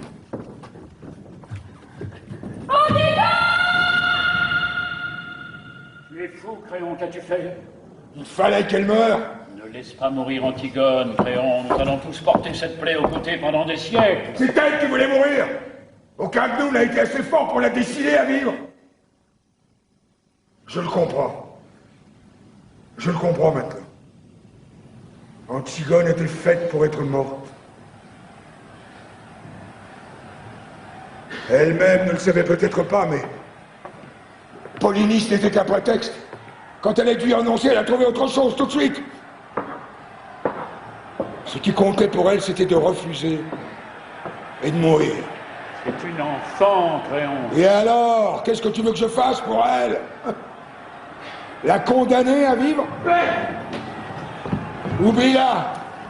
Oublie-la, oublie-la, mon petit fouteur. Non! J'ai tout essayé pour la sauver, j'ai tout essayé, mais je te le jure. Mais elle ne t'aime pas. Elle aurait pu vivre. Elle a préféré sa folie, la mort. Mon père, tu vois bien qu'il l'emmène. Père, ne laisse pas ces hommes l'emmener. Non, mais elle a parlé maintenant. Toute elle sait ce qu'elle a fait. Alors moi, je suis obligé de la faire mourir. Lâche-moi. Est-ce qu'on ne peut pas imaginer quelque chose? Dire qu'elle est folle, l'enfermer? Non! Ils diront que ce n'est pas vrai. Que je la sauve. Parce qu'elle allait être la femme de mon fils. Je ne peux pas. On ne peut pas gagner du temps. La faire fuir demain. La foule sait déjà, elle hurle autour du palais. Je ne peux pas. Père, la foule n'est rien, tu es le maître. Je suis le maître. Je suis le maître avant la loi. Mais plus après. Mais père, je suis ton fils. Tu ne peux pas me la laisser prendre. Si, mon petit. Antigone ne peut plus vivre. Antigone nous a déjà quittés tous. Crois-tu que je pourrais vivre, moi, sans elle? Crois-tu que je l'accepterais, votre vie? Et tous les jours, depuis le matin jusqu'au soir, sans elle? Et votre vie, votre agitation, votre bavardage sans elle? Il faudra bien que tu acceptes, Aimon. Parce que chacun de nous,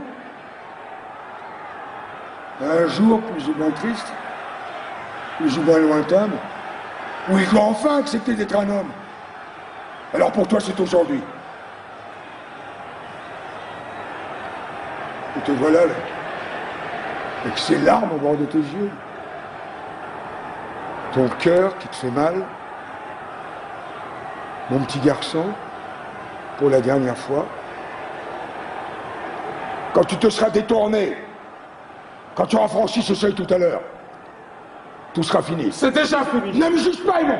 Ah non, non, pas toi. Ne me juge pas. Toi aussi. Cette grande force et ce courage. Ce dieu Jean qui m'enlevait dans ses bras pour me sauver des monstres et des ombres, c'était toi. Cette odeur défendue et ce bon pain du soir sous la lampe. Quand tu me montrais des livres dans ton bureau, c'était toi, tu crois? Oui, Aimon. Tous ces soins, tout cet orgueil, tous ces livres pleins de héros, c'était donc pour en arriver là? Être un homme, comme tu dis, est trop heureux de vivre? Oui, Aimon. Père, ce n'est pas vrai. Ce n'est pas toi. Ce n'est pas aujourd'hui. Nous ne sommes pas tous les deux au pied de ce mur où il faut seulement dire oui. Tu es encore puissant, encore comme lorsque j'étais petit. Père, je t'en supplie, que je t'admire. Que je t'admire encore. Je suis trop seul et le monde est trop nu si je ne peux plus t'admirer.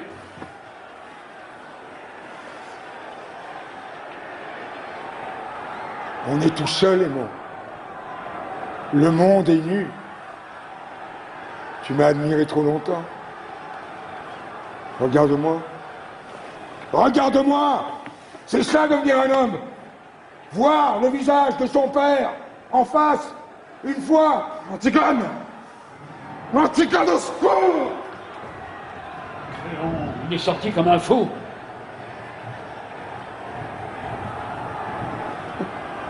Il l'aime, oui. Léon, il faut faire quelque chose. Je ne peux plus rien. Il est parti touché à mort.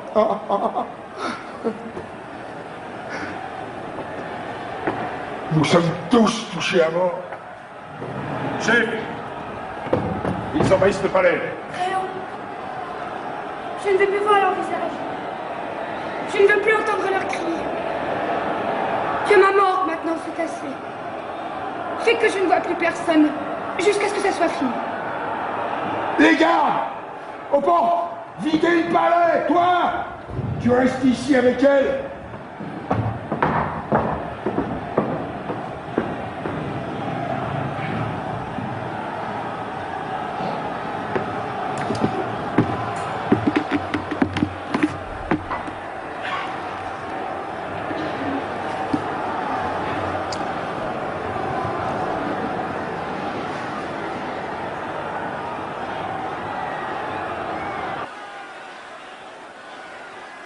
C'est toi, Qui, moi? mon dernier visage d'homme. Faut croire.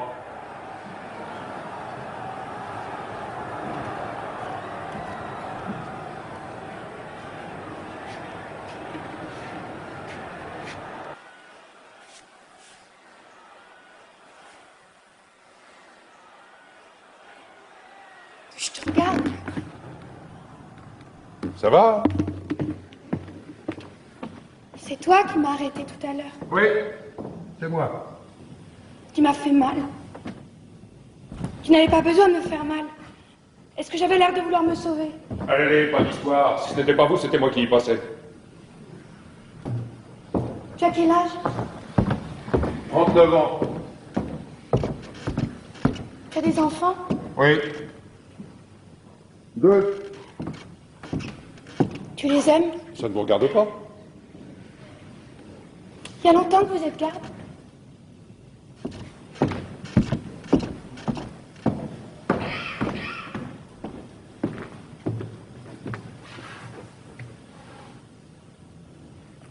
Après la guerre, j'étais sergent.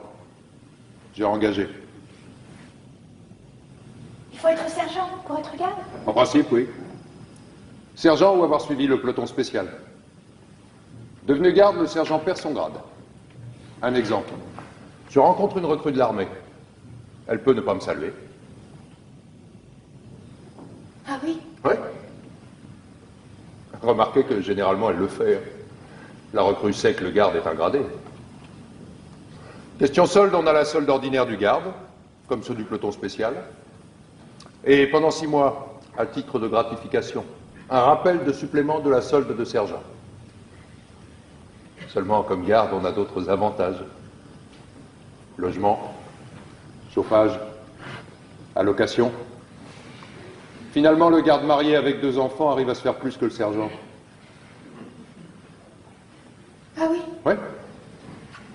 C'est ce qui vous explique la rivalité entre le garde et le sergent. Vous avez peut-être pu remarquer que le sergent affecte de mépriser le garde. Leur grand argument, c'est l'avancement. D'un sens, c'est juste. L'avancement du garde est plus lent et plus difficile que dans l'armée. Mais vous ne devez pas oublier qu'un brigadier des gardes, c'est autre chose qu'un sergent-chef. Écoute, Oui. je vais mourir tout à l'heure. D'un autre côté, on a plus de considération pour le garde que pour le sergent. Le garde, c'est un soldat, mais c'est presque un fonctionnaire. Tu crois qu'on a mal pour mourir? Je ne peux pas vous dire. Pendant la guerre, ceux qui étaient touchés au ventre, ils avaient mal. Moi, j'ai pas été blessé. D'un sens, ça m'a nui pour l'avancement. Comment vont-ils me faire mourir? Je ne sais pas. Je crois que j'ai entendu dire que pour ne pas souiller la ville de votre sang, ils allaient vous murer dans un trou. Vivante? Ah oui, d'abord.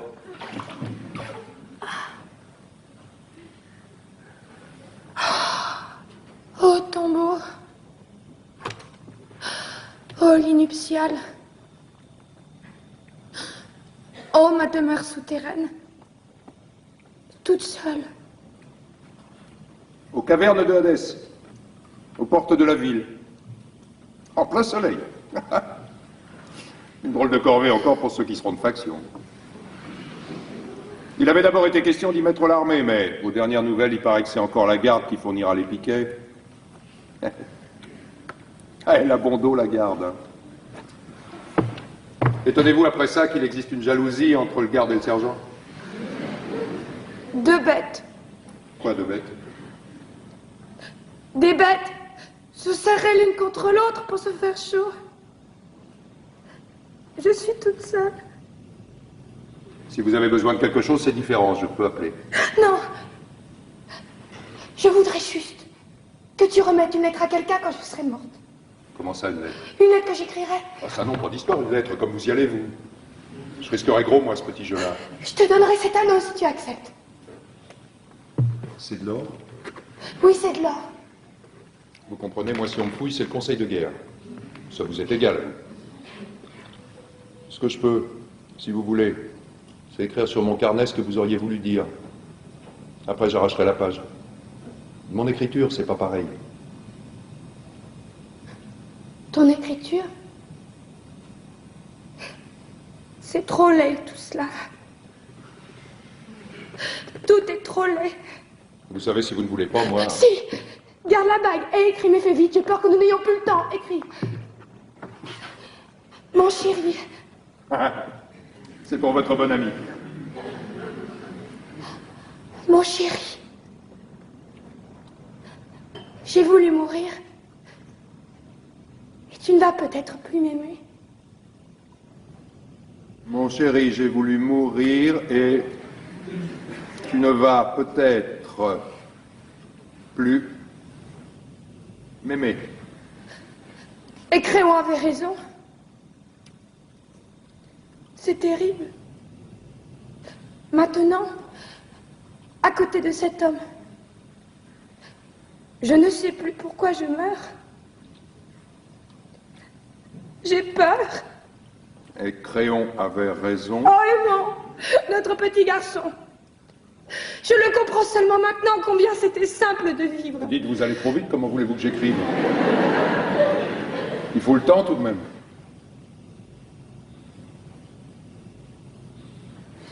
Où en étais-tu? C'est terrible, maintenant à côté de cet homme.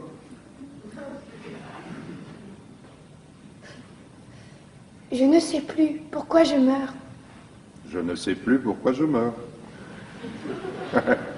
On ne sait jamais pourquoi on meurt. J'ai peur. Non. Raye tout cela. Il vaut mieux que jamais personne ne le sache. C'est comme si il devait me voir nue et me toucher quand je serais morte. Mais seulement... Pardon. Alors je raye la fin et je mets pardon à la place. Oui. Pardon, mon chéri. Sur la petite Antigone. Vous auriez tous été bien tranquilles. Je t'aime.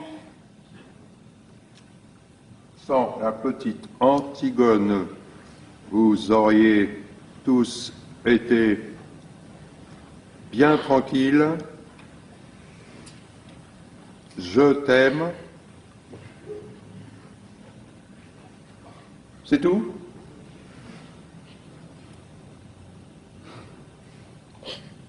Oui, c'est tout. C'est une drôle de lettre. Oui, c'est une drôle de lettre. Et c'est à qui qu'elle est adressée? Allez. Pas d'histoire.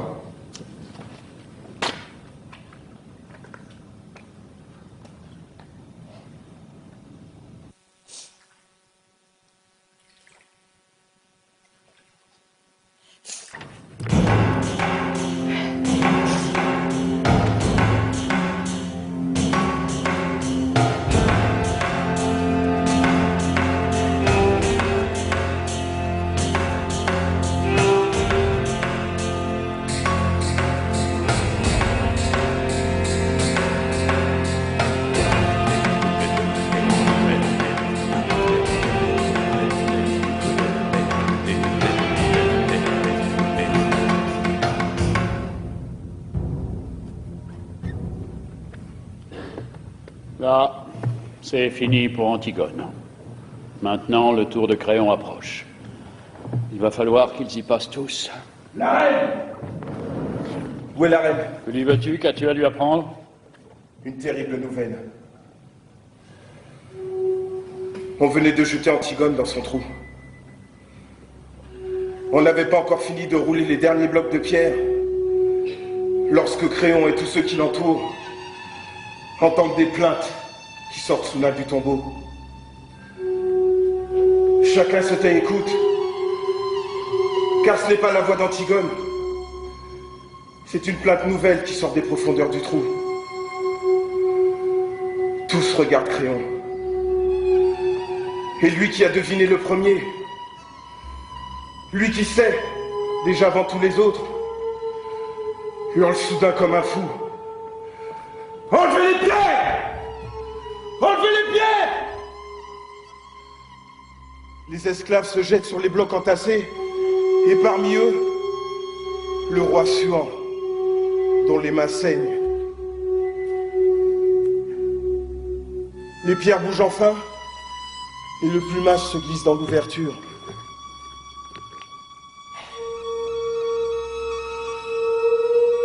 Antigone est au fond de la tombe, pendue au fil de sa ceinture.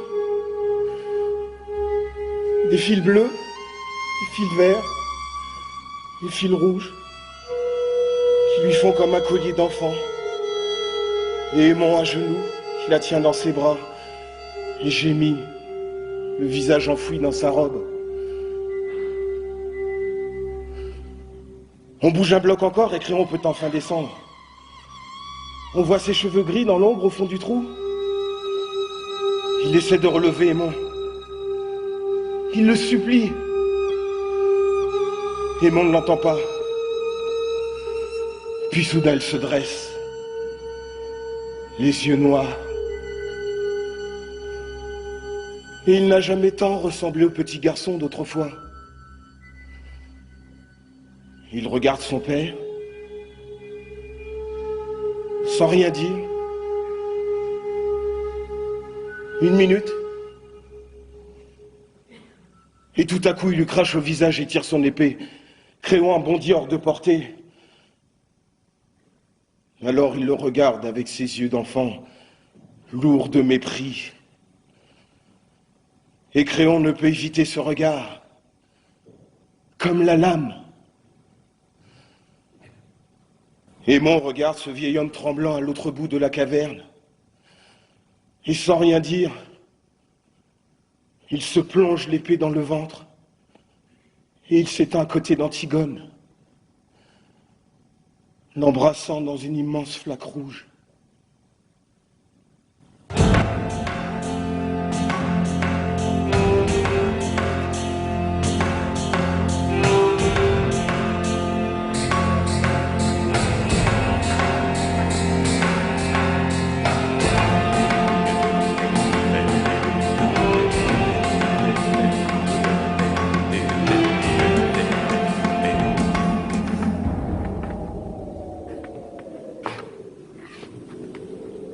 Je les ai fait coucher l'un près de l'autre.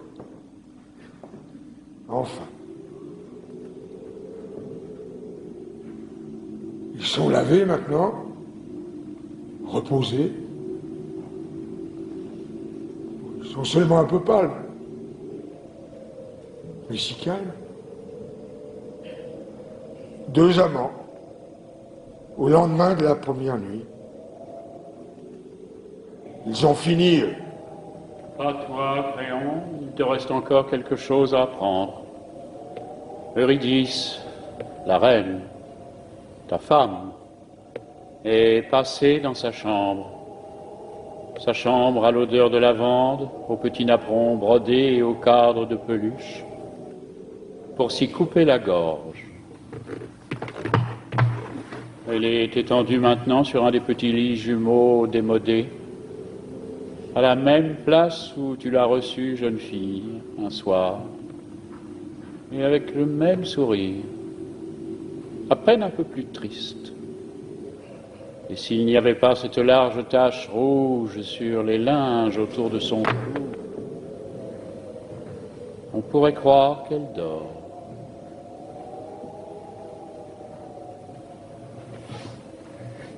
Elle aussi.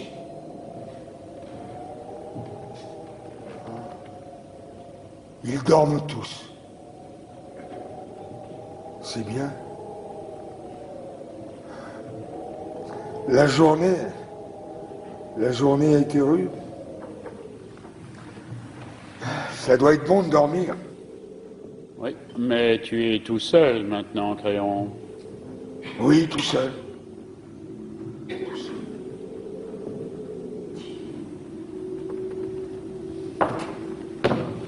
Monsieur,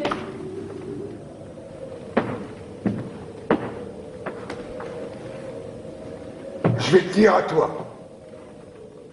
Ils ne savent pas les autres. On est là, devant l'ouvrage. On peut tout de même pas se croiser les bras.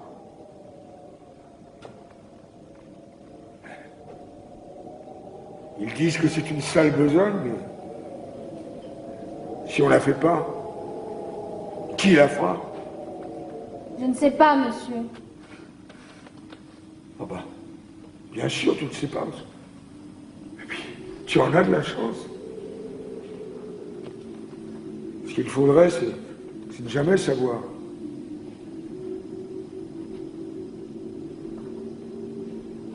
Il te tarde d'être grand, toi. Oh oui, monsieur. Mais tu es fou, petit. Il faudrait ne jamais devenir grand.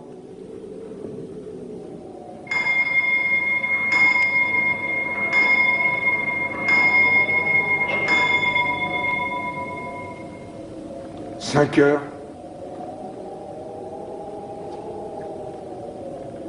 Qu'est-ce que nous avons aujourd'hui, à 5 heures? Conseil, monsieur. Un conseil?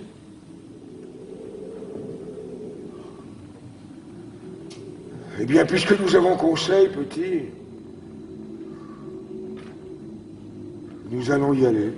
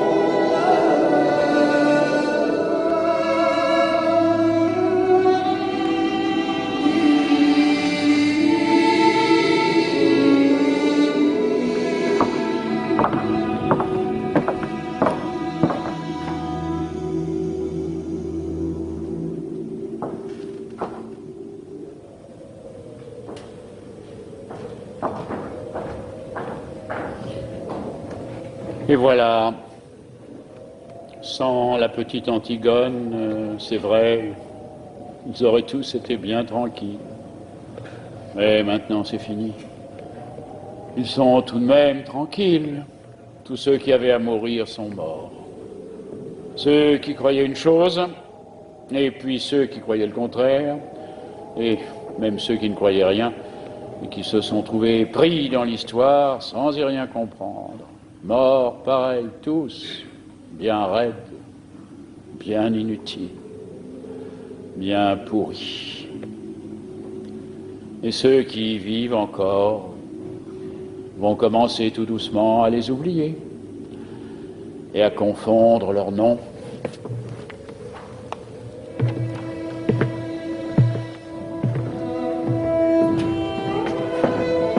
C'est fini. Antigone calmé maintenant. Nous ne saurons jamais de quelle fièvre son devoir lui est remis.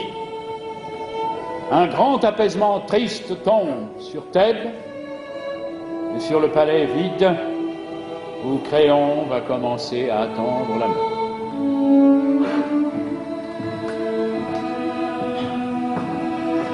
Il ne reste plus que les gardes. Eux, ça leur est égal. C'est pas leurs oignons.